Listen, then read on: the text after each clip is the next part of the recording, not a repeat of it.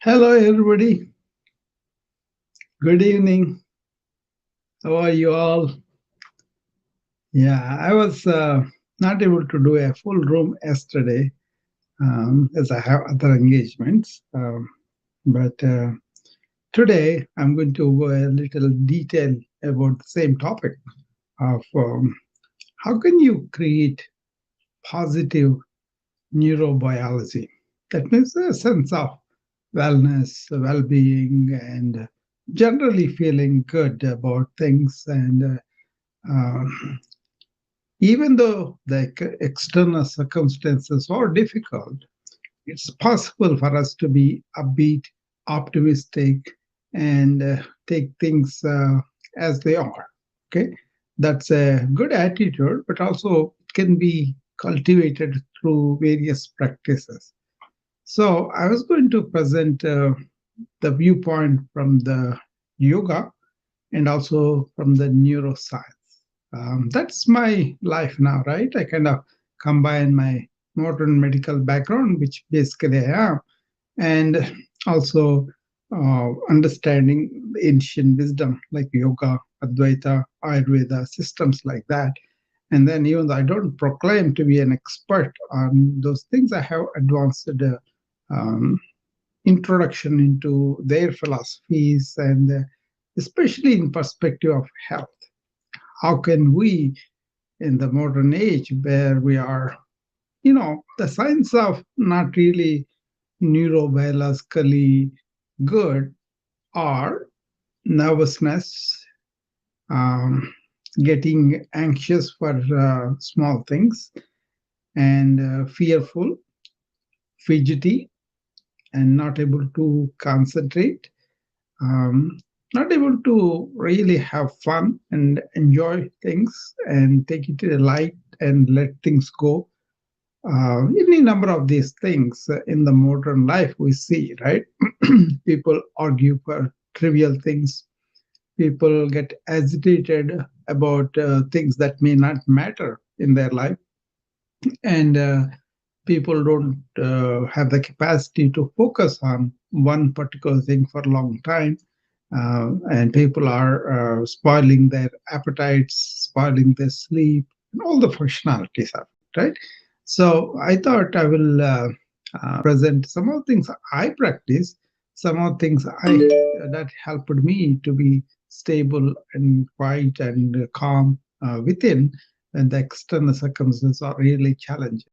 Could that be a professional challenge like the patient care, or it could be administrative thing because I do a lot of administrative stuff. I'm consulted by several people because of the contract structures they have with administration and the benefits that they would like to have, and also how do you conduct their employees in independent practices, things like that. Any number of things will come, right?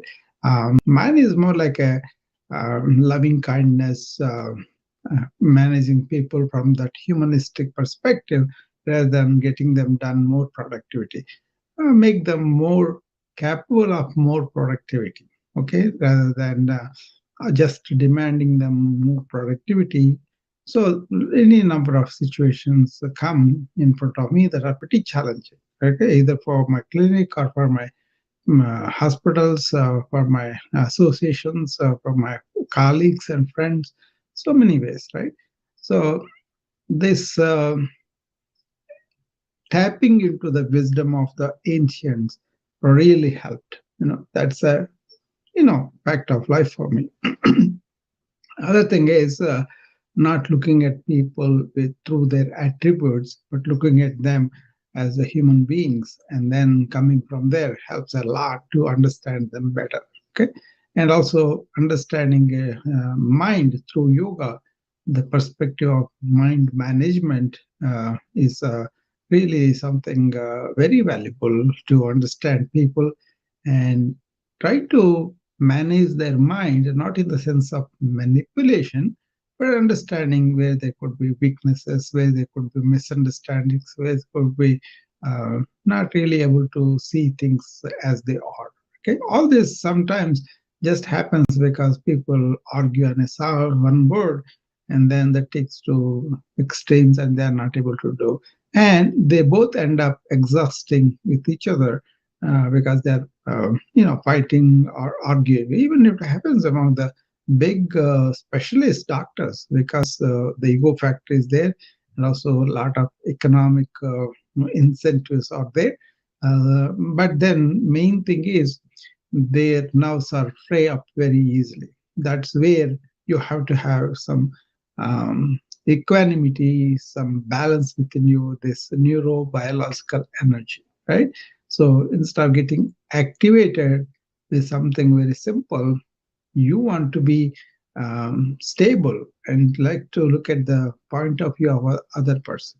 That's why how we kind of control ourselves, and by being in control we can use our energy better, you know but you can go to any situation any day by really improving your energy, neurobiological energy, right? That's what I'm going to talk about today.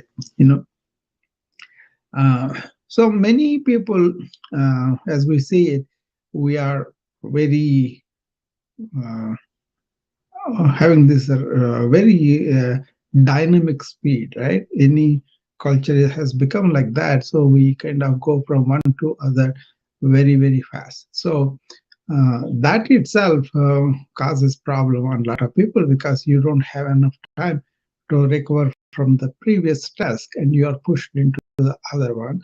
If we don't do it certain way, then you are kind of punished. So you will have the fear factor. For example, each doctor is given 17 minutes for each patient, and beyond that, they are not supposed to spend with the time with the patient. But the patient wants to talk, wants to, really confess with the physician or ask questions and get some answers. It takes some time, right?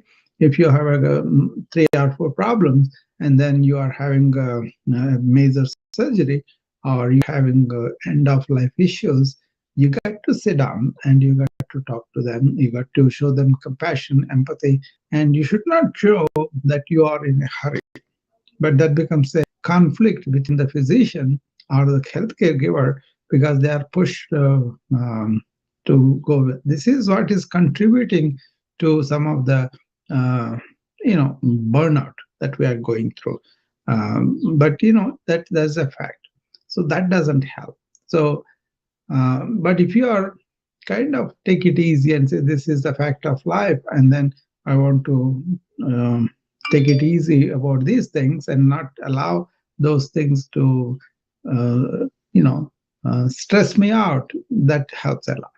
For that also, yoga, for example, you have asanas, you have pranayama, which is the breathing exercise, meditation, and all that. How does the asana help? Is more like a, your flexibility is improved, and your tension in the body is improved, and your strength also improves. Right? All those things can lead a sense of well-being and also relaxation, right? So when you're doing yoga, for example, you can go from light touch for the elderly person to all the way to more like a kneading the body. Very advanced exercise you can do, and you can do it according to the age, also according to the gender. So it all depends upon what you are used to. And generally, if you do the very average amount of time, kind of medium intensity of yogas, you can feel relaxed and then strengthened at the same time. You don't have to have a lot of pain to have some gain like in other exercises, right? Like a dumbbells, like other weight training, or all. They are good, but then they may tire you out. But then yoga doesn't tire you out. So it kind of produces a feeling of well-being and relaxation that contributes to the neurobiologically you are stable.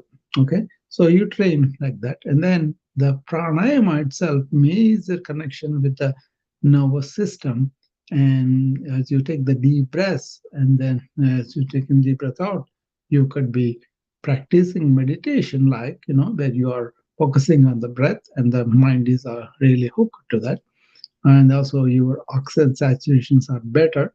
And just by deep breath, you kind of stimulate the parasympathetic nervous system, which is antidote for the sympathetic nervous system stimulation, which we go through all day.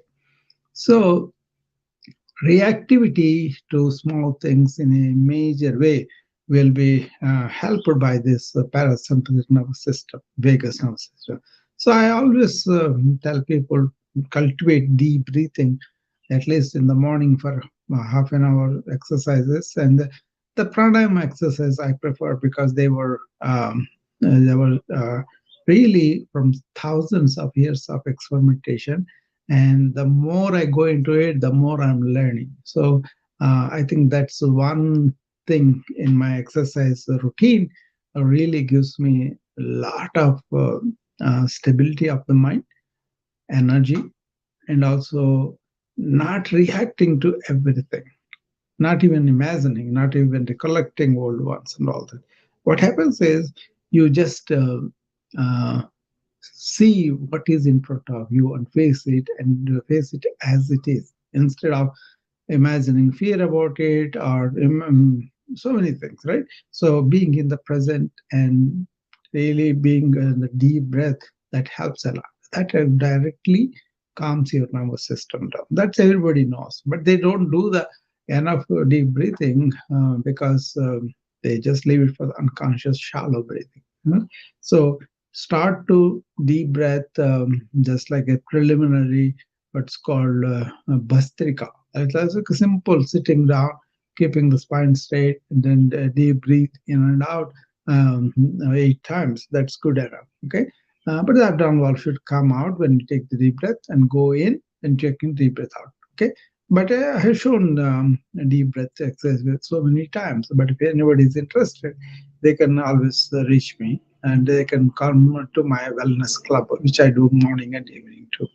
Then reactivity going down when you go to work, you are going to not to emotionally react for everything, but rather you have the stability inside, you're going to respond. Reactivity versus respond. That's a major contributor to the neurobiology wellness. Okay. And then obviously meditation, that's like a being with one thought and then staying there and then be watching thoughts without making a judgment. All those things help a lot. Most of the time we kind of waste a lot of energy on this self-talk, and that drains a lot of people. And so on the top of it, if you are not trying to take breaks from the busy mind work, you better take it, because this is going to get worse as the technology is getting better. Use the technology, but don't let the technology harm you with too much of information overload. Okay. This is a major topic. Yeah, I talked about it several times, but basically, do the meditation at least for 5 minutes in the morning, 5 minutes in the evening, and in between too. Actually, I prefer what's called PMBB, present moment breathing break. Every hour, 1 minute. Just take deep breaths and don't think anything. And that um, present moment is very important along with the deep breath. That will help you a lot. And then in the evening, when you come, try to empty the mind. That also I talked about. Anyway, meditation, when you are not really forcing the thoughts or controlling the thoughts, but trying to empty the mind as much as possible. Remember that. If you can remember, emptying the mind is really meditation, then you will be very well off. Okay. So it becomes a habit actually. You do a room, for example. After the room, you kind of cast away all that happened in that room and try to let it go, that kind of thing. But if you go to spend some time with self reflection, some time just watching your thought, all those practices are very good. Okay. So then there is a philosophy, yoga philosophy, which is written in Patanjali Yoga Sutras. Patanjali Yoga Sutras describe yoga as 8 steps. The first two steps are ethical and moral principles. So uh, first one is called yama. It has got 5 practices that are really related to what you do with the outside world, not within yourself, but outside world. Are you going to be violent? Are you going to be lying? Are you going to be stealing? Are you going to be spending your sexual energy in a way that's not discriminatory? And also, are you going to spend time accumulating things, accepting gifts, and all these practices eventually they kind of get back to upset your mind, basically, right? If you are violent, obviously you are going to have a lot of stress hormones either committing it or getting subjected to it. If you are perpetually lying, then you're wasting a lot of your energy trying to cover it up, right? That's a fact of life. If you were to steal anybody's thing, their writing or their money, their accumulations, whatever, then that's also not going to give you peace of mind, and they're not going to give you the stability to enhance your neurobiological well-being, right? The same thing with sexual practices, and also the same thing with accumulating things, trying to buy cars one after another, houses, or any other number of things. That's a bane of modern society, right? Too many people try to make too much of debt to buy things that are not good. So those are the 5 of yamas. So if you commit them, they will lead to your own death. That's why yama is the lord of death in yoga, and so they say yamas. So if you do those things, it's not good for you. And then the second one is niyamas. There are principles with which you keep your body and mind clean. That's number one. Saucha. Santosha is if you spend your energy in contentment of whatever you have, appreciating what you have and savoring what you have, and gratitude for that, that's a very good thing, very good generation of good hormones in your neurobiologically. That's why that's very important. Okay. So cleaning your body and mind is saucha, and santosha is contentment. You know. And third one is some kind of austerity. That's called tapas. Tapas is where you say, I'm going to sacrifice some things to get something. Okay. So you want to sacrifice late night treatment on a work day so that you can go to bed early and get up in the morning early. And that is kind of a mild austerity like. So that's what it is. Okay. And then uh, uh, Swadhyaya, that is self study, study of your own self, study by yourself, study of your scriptures, whatever, elevated thoughts and all that. Okay, that's very important to keep your thought not going away to the lower things, but keeping the attention on the higher elevated thoughts and goals, and all those things are important, right? And then Ishvara Pranidhana. That means you are surrendering to the energy that is the cause of the creation, or you can call it God, or you can call it consciousness, whatever, right? All those things really matter. So when you act like that, that really makes your mind not to get away with it, but kind of having a conclusion that I am being led by the divine, that kind of thing. So just bow down to that bigger energy than you. That kind of gives you humility. That kind of gives you take the things as they come and all that. Okay, all these practices of philosophy, we can go at a depth for all of them because they are so much involved in that. But that's what it is. Okay, so these are the yogic perspective of working on your neurobiology. Okay, and now when you come to the modern way that we are looking at it, is like a neuroscience perspective.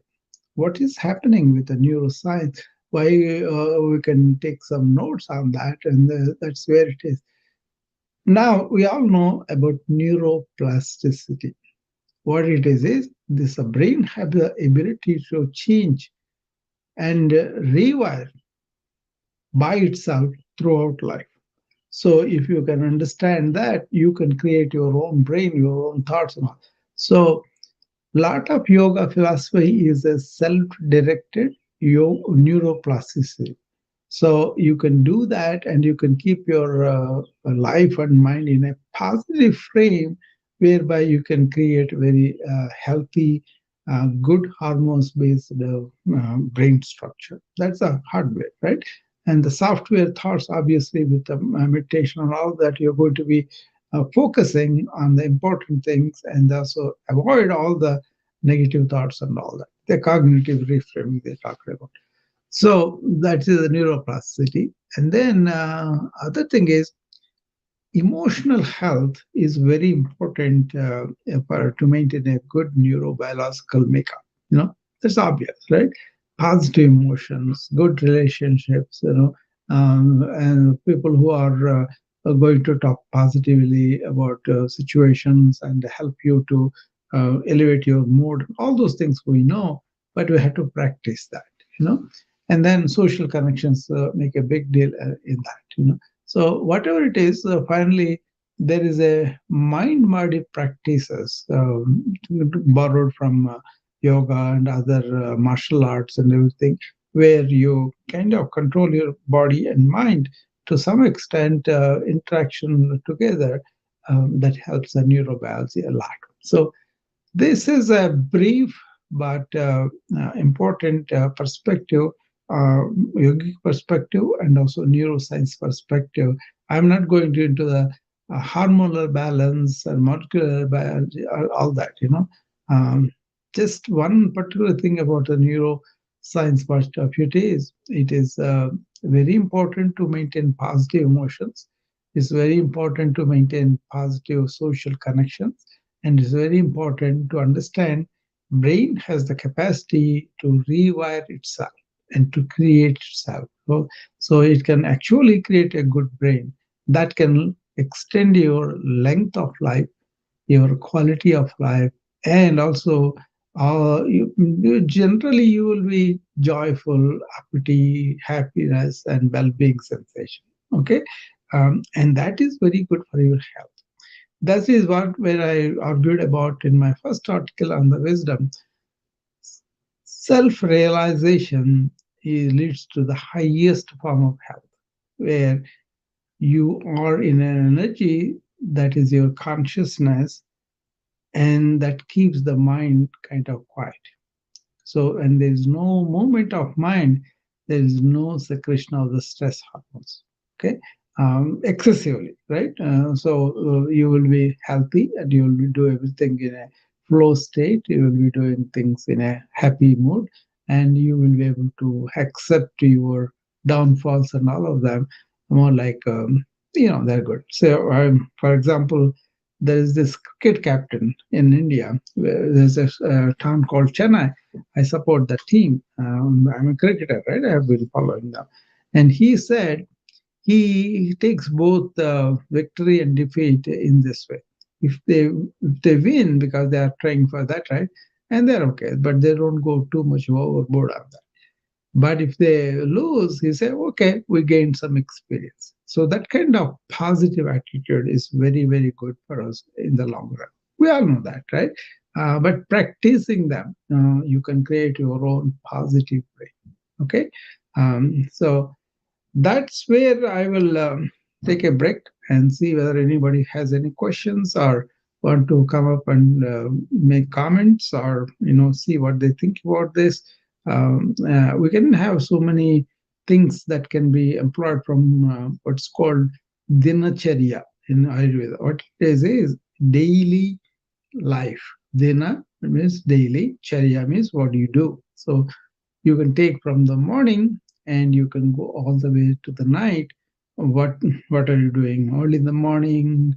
What are you doing before breakfast, after breakfast? What are you doing at work?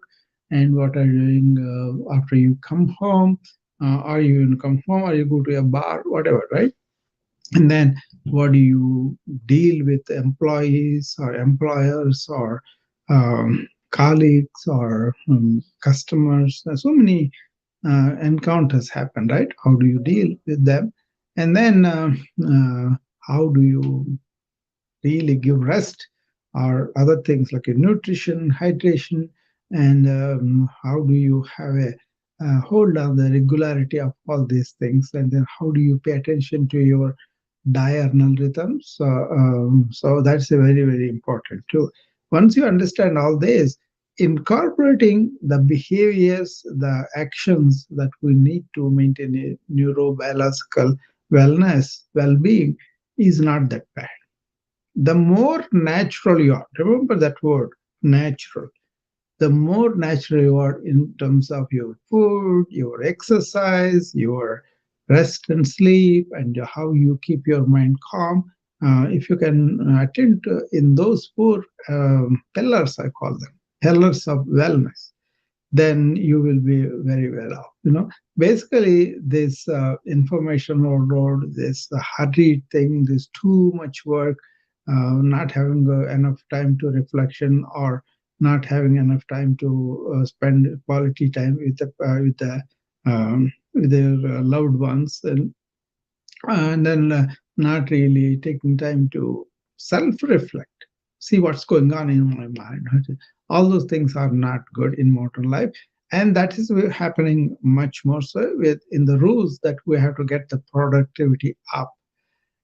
Yeah, but my thing is, don't pay attention to the productivity up, but then make yourself capable of producing more with less damage to you. That's my philosophy. Okay, so self internal resilience, develop that, and then go and work more. Then the work itself becomes a flow, and you will not be you have to find your flow in the work.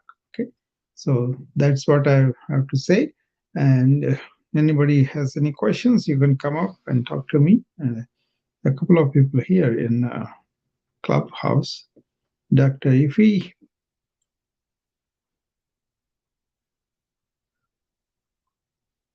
Hi, good evening, Dr. Rao. How are Hi, you? I'm good, Dr. Ifi. How are you? I'm okay. I'm hanging in there. Thank you for the room. I do have a question. Yeah. If you don't mind. Sure. Please go ahead and ask me. No problem. Okay, sure. So I'm a student physician myself. Yeah. Right before I started medical school, Yeah. I actually was exposed to like some really severe psychological abuse. Oh. And it wasn't until I took my neuroscience and psychology courses that I was even aware of what narcissism was and what intimate partner violence was and what psychological abuse from an intimate partner looks like, or what that even means clinically. And I took that course when I was 1.5 years into medical school. I'm now going into what will be my 4th academic year, but I would have been graduating this year had it not been for that situation derailing my academics the way that it did. So because of that, now I'm getting ready to apply for residency. And I'm just kind of concerned about how to frame the look of my transcript, because I had some courses I had to repeat, and then some other struggles throughout my academics that I had to overcome. And also like just trying to stop replaying what's the word again?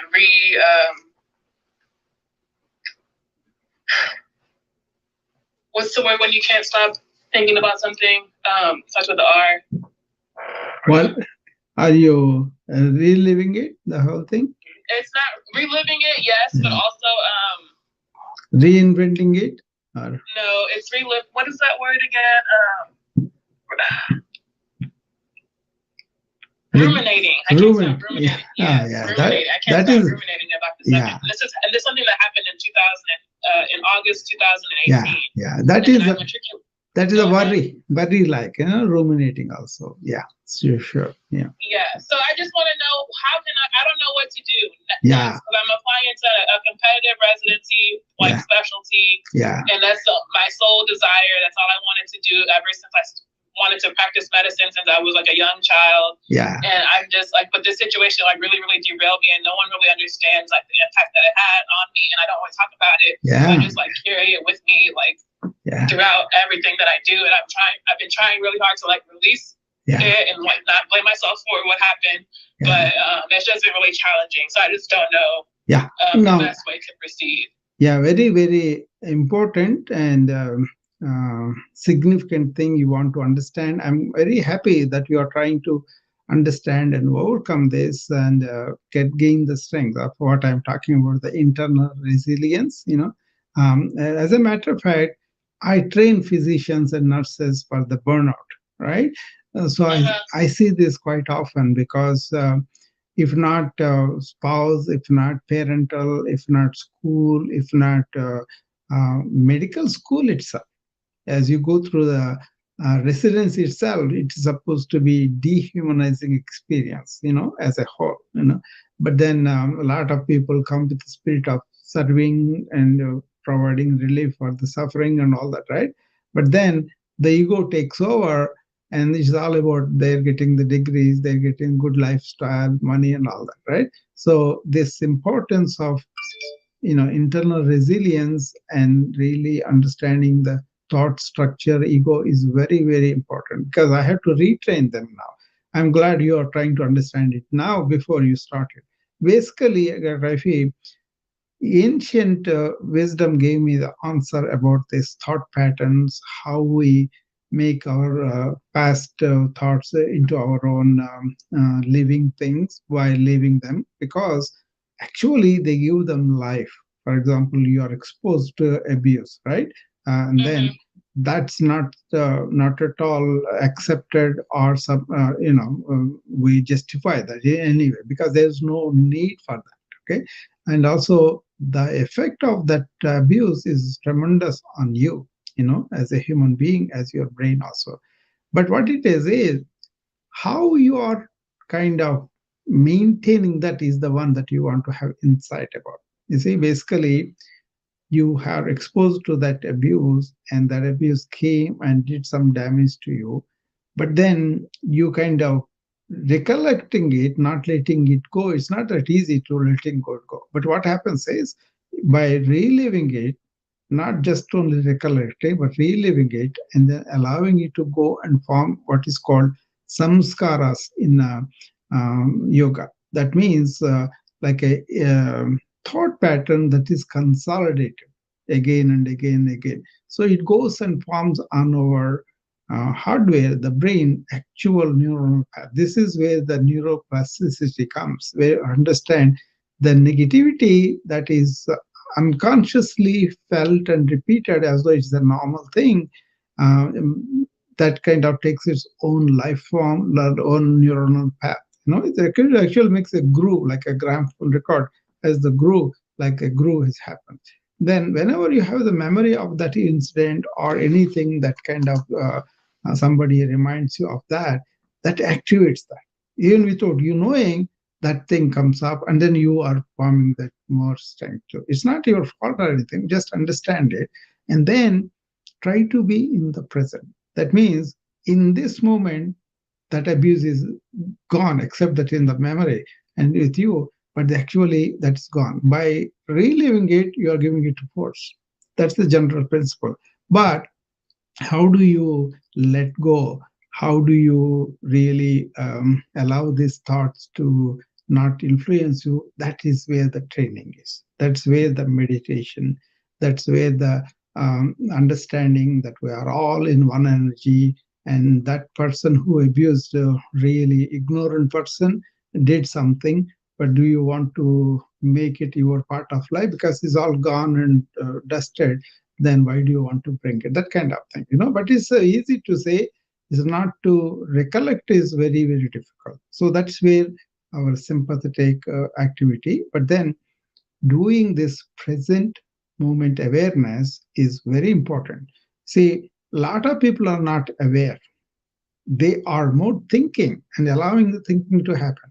What you have to do is you kind of reverse it, because everything happens in your awareness. You are aware of the thoughts. Thoughts are not aware of you, right? Even the negativity that is there, that was imposed to you, but then you are kind of allowing to continue by reliving. If you don't understand it, it has happened unconsciously. But now you understood, just look at the presence. What is happening here and now? What is in front of me? If you can manage that in the morning, right after you get up, and not allowing those things come, just to be touch with the nature, touch with the plants, touch with whoever is dear ones for you, loved ones for you, or you can have an elevated thought. That is very important in the morning, so that your agency of thought won't take on its own and run. Okay, because you may have class at 10 o'clock, but you don't have to prepare anything for that. Why do you have to think about it unless like that? So be in the moment. Be one thing that helps you, that is, after you get up, take deep breaths and focus your mind on the tip of the nose, kind of hook it to that. And then the more you do it every day, the more it becomes easier to be in the present. Like I am, I can easily say to you, I'm always in the present. And that can be a skill that we can that's the one reason why I said that is possible, because I was also ruminating, I was also thinking a lot about in medical school. But then after I understood this, I went to deep study for 20 years. That's why I understood. Now I'm coming out to telling everybody how to do that. For example, I suffered a major stroke in 2014, but because of this being in the present, keeping my mind here and now, not worrying about what is going to happen in the future, because a huge practice. So many employees are depending on me. I have a huge role in the hospital and all that, right?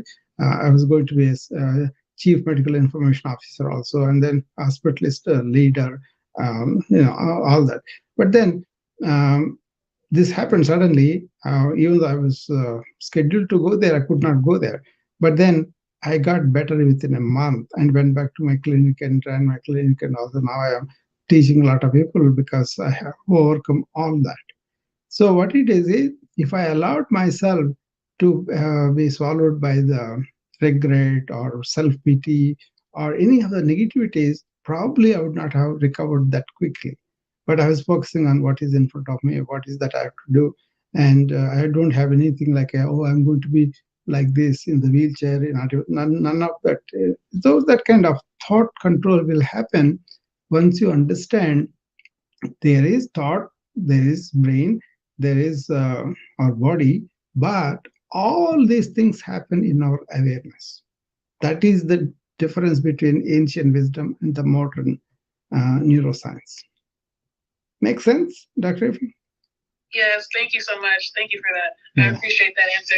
And I have another question for you. I don't know where you practice currently, but I wanted to know how much do you all have a residency program at your current practice? And if you do, what does that review process look like? I did my residency in the early 90s. So, and before that, I did one other residency in 83 to 85, I think, in geriatrics. And then 90 to 93, I did in internal medicine. I was a chief resident. So I was interviewing a lot of people to hire, and I know all that thing.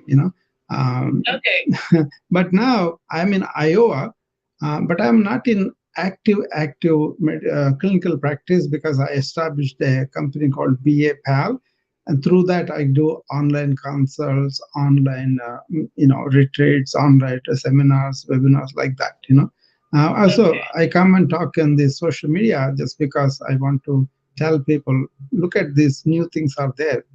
Mix both modern medicine and some wisdom from the ancients, and that is the way to go about it. Because in the medical school, we are more like a reductionist, as though every person is a liver, a heart, kidney, like that. That's a specialized knowledge is good, but you should not forget about who is experiencing all this problem. So you got to attend to that human being too. That's where the ancients come. Okay. And so Okay, I just asked because there's a part in the residency application where you're supposed to write. The student is supposed to write about their noteworthy characteristics. It's supposed to be like 2 sentences for 3 different characteristics, like speaking about their personal attributes and what they'll bring into the medical profession. So I just wanted to know. I have 2 of them kind of already listed, but I wanted to know because of the way of my transgression through medical school has gone. Yeah. If I should, how I should write my third noteworthy characteristic, if I should speak to this situation, or if you have any thoughts about that. Yeah, sure. Because I used to review a lot of applications for this. At the time, we don't have this mechanization also. I reviewed 720 applications for 3 positions at one time, So what we look for there is, why do you want to become a doctor? you know if you are service oriented, you are motivated by human suffering to be relieved, and then you have some experiences in the family or neighborhood, that spirit of kindly compassion and kind of loving kindness is there or not, we look for it. So you have overcome the abuse, and you're kind of brave enough to talk about it. So that's a big attribute, because you understood what is suffering that way, and you stood for it. So that means you drew upon your own inner strength. You survived it. You are trying to find more ways about it. You are going to fight it. Okay, so build up those as a service person and also as a warrior. These 2 attributes you already have from the little I saw. That's what I'm saying. Thank you, Dr. Rao. That has been so life changing for me, even just these few minutes listening to you. Yeah. Yeah, I'm definitely going to carry it with me into the future and apply the things that you spoke about today. Yeah. Actually, this daily routine I was talking about, what it is it also came from a very ancient document. It was written like 1800 years ago, and they dug it up. I was amazed, and I saw that they start with first about when you go to sleep. For example, remember like this, Dr. Rafi. That's why you can think about it and practice it if you want. These are attributed to how you can revive your immunity system and your general health and well-being. That way, neurobiological well-being also. How you can do it is, before you go to bed, be in a positive mode. That means recollect all the positive things and then sleep on them. Okay, that's number one. Okay. And then in the morning, after you get up early, first go and empty the bowel. Okay, that's so important. Even then, they recognize that how important that was. Okay, and then that is true. Um, just to get up and go, you should have absence of laziness. That means they never allowed you to be sitting down and being lazy and all that. They said once you have rested enough and all that, you get up and then be active. So number 3 is the absence of laziness, going to the bathroom, right? Those 3. And then come and check your weight so that you are maintaining your weight equanimously, not going up, going down. Other, you just maintain as a general good health measure equal weight all the time. That's number 4. Number 5 is go out and expose your skin to the sun. Okay, that way you will have a lot of vitamin D. We know that, right? But also so many at the time they were working in a lot of dusty places or in the fields and all that. So they want to keep the skin really exposed to the sun, okay, as much as possible. And then take a walk and then come back. That's 6. When you come back, you will have a robust appetite. That's a sign of good health too. And then eat a good big breakfast, one meal. So if you can remember that, like I remember, actually they are placed in different order. First one was the emptying the bowel moment, but then all these 8 I put it in this routine so that we can coordinate with our activity of sleeping, getting up, going to the bathroom, coming out, going out, taking a walk, and seeing the sun, and then coming back and having good breakfast. But everything is a jump. They wrote it there. I wish I could paste it here so that you guys can see. I don't really bring these documents that I have. I have a number of them. I should be breaking them, putting them on this. Uh, Makes sense, Dr. Effie?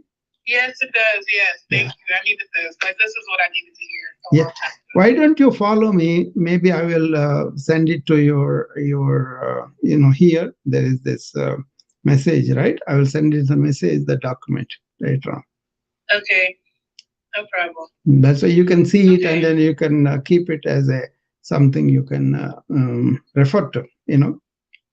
These are I'm a very big epidemiology enthusiast from the beginning. I came in the country 80s, right? 1981 I came. I joined residency in 1983. But then that was the time when the AIDS started. So we saw one case in Chicago suburbs. But then later on, as I went into 90s, I saw so many AIDS patients. So I began very interested in the infections, epidemiology, and all that, right?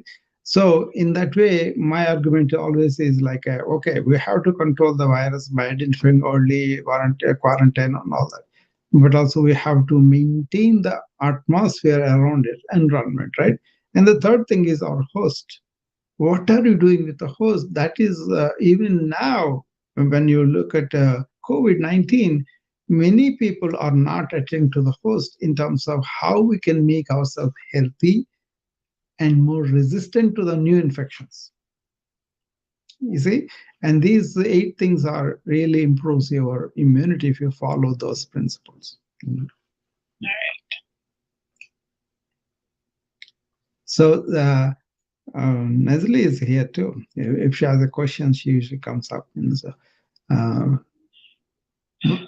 other thing I want to tell you uh, as a young physician who is going to be looking at a lot of this artificial intelligence, um, Mhm. what is going to happen is I'm all for the chat GPT and all that, which I use quite. I'm learning a lot of programs and all that. Okay, so I'm not against the technology, but all the technology is only a tool for me. Okay, I don't get crazy on that because this digital toxicity that is happening because of the information overload is my thesis in my master's of biomedical informatics. Okay, so I learned a lot about how technology can affect us negatively, and as a young physician you're going to be into the EMRs, you're going to be a lot of data. And by the way, I'm a big proponent of EMRs when they came up also, and also installed them, trained them. I have a lot of interest in that because all this technology liberated me from all this drudgery work, right? So look at that way. Yes. Don't either. One of the things that burnout I'm saying as a physician is they are not able to handle the data and the EMRs. Because they are doing it, they're throwing more work at them, and it's become unreasonable for them to handle that information. So there are ways to how can you unload this excessive information from you as you work going on. Okay, that's the important thing you want to learn because this was not there when we were becoming doctors, right? But now this is a information overload is a phenomena, and too much reliance on the technology. Even though there are so many wonderful things technology can do, and I'm also following what is the upheaval that artificial intelligence is going to take. And there's a lot of discussion going on. What is this? Because this technology is the first technology that's not going to empower us. It's going to empower itself. So there's a lot of threats out there. So be careful about that. And I may be talking about that. So if you want to look it up, you can look it up. That's a concern. Just keep it. So what do? You go and work with the technology like I do, right? I have a lot of technology. I'm always the first buyer of a first iPhone or what like that, right? So, but the thing is, I also have measures how to protect myself from the digital toxicity. That means I leave the devices alone. I go to the nature, right? And I kind of hobbies like music and all those things that are healthy measures I have. I balance them, but also understanding the ancient healing systems really gave me a lot of health. I am 68 now, Dr. IP, but I don't have any medications. That mainly because I kind of adopted that lifestyle, not the modern lifestyle, but the lifestyle. So you want to examine the modern lifestyle a little bit. For example, you are using your thing. Do you use Notion? In what regard? Notion to organize your life? Oh, Notion. Yes, I use Notion. I used it when I was studying for step one, Yeah, but yeah. No, no, use that I for don't use it that everything. much. Use that for everything. That way, it will save plenty of time. But then, what are you going to do with that time? That is what my advice is. Spend your time on learning what are soft skills. How can you culture them? How can you invest time in that? Okay, and that's going to be a big deal down the line. But there's I think I talked about soft skill somewhere several times, but you have to dig it up. I know where it is. I have tremendous data, but I don't know where they are, all of them. So, but basically, soft skill is this: can you sit down with yourself and not to have a mental chatter, and can you have a quiet self-reflection that is not judgmental, not really, takes you wherever it wants to. Basically, you are not really at the mercy of the thoughts, but you have the charge of the thoughts. You are aware of the thoughts and you are not identified with thoughts. This is a very big principle I'm telling you, but I hope you can grasp it and live it like that. Yeah, I'll apply it to my life Yeah, going forward, yeah, definitely. yeah. Anytime you have any question, you can always reach me. No problem. Okay. Okay. Yeah, this has been really insightful. Yeah. Yeah. Very good. Very good. I feel relieved. I feel very relieved. Yeah. I mean, this is an issue, Dr. IB.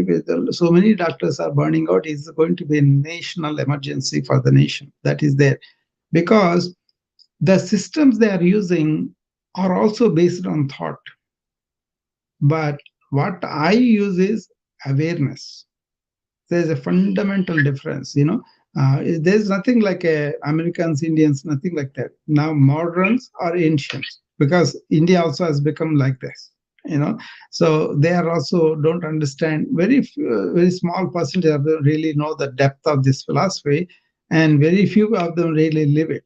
But actually, if you look at it, um, science of consciousness is coming close to it from the 90s and 2000s.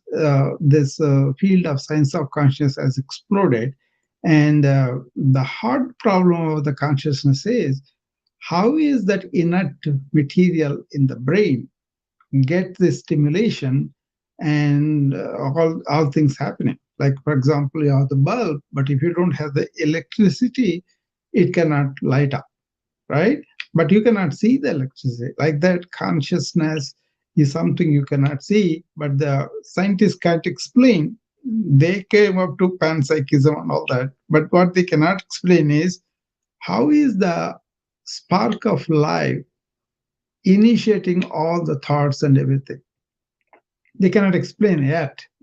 So that is what they're trying in the artificial intelligence also, make them they have the deep learning, they can neural networks and all that, so they may be empowering themselves. That is the danger we may see down the line. So for that, the solution is Yuval, the man who wrote about Sapiens and all that. He is a big, he sees about the future and all those things, trends he talks about. He's not like a soothsayer. But what he was talking about is uh, if we spend $1 on these neural networks and, deep learning and all that, we'll spend $1.50 on our mind and consciousness, we'll be better off. I think he's right. And I feel like I have already seen that way back in 90s when the discussion started on consciousness itself, But the ancients lived with these things for thousands of years, and we did not pay attention to that. Fortunate for me, I paid attention, even though I'm a modern physician, I paid attention to that. And then holistic human being treatments were very much explored by them. Okay, so actually, by understanding this awareness thing, you are very healthy. You live longer.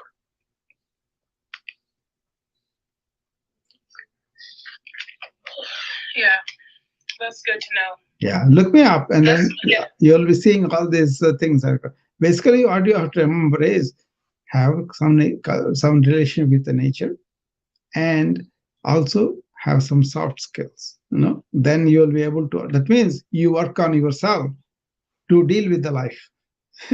Don't let the life overwhelm you. You develop your resilience and then deal with the life. Okay. Yeah. All right. Thank you so much. Yeah, that's my main question. I don't have anything else. No problem. That's what I needed. I know that's a good question. It's a very relevant to a lot of young doctors, nurses. I'm always teaching students all my life, so I'm happy to see young doctors coming up, So, okay. Yeah. I'll keep checking in with you. Yeah, sure. Anytime. Anytime. I really mean it, because I kind of mentored so many medical students and they became good doctors after that. And that's all we want to see, So, yeah. So anybody else on the, and there are 23 people in the Wisdom app. I'm running so many channels at the same time. So I'm going to give them a chance to see whether they want to come up. Anybody wants to come up before I close? Nestle, you have any questions you want to come and ask? She usually has a question, she comes up and then goes down again.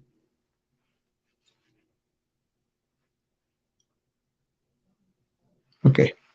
Already, I think I do 1 hour of this usually. It's almost 6:45, so I started this, I think, I will see you again tomorrow at the same time, and with probably another topic related to be yourself. Okay. Thank you all. I'll see you tomorrow.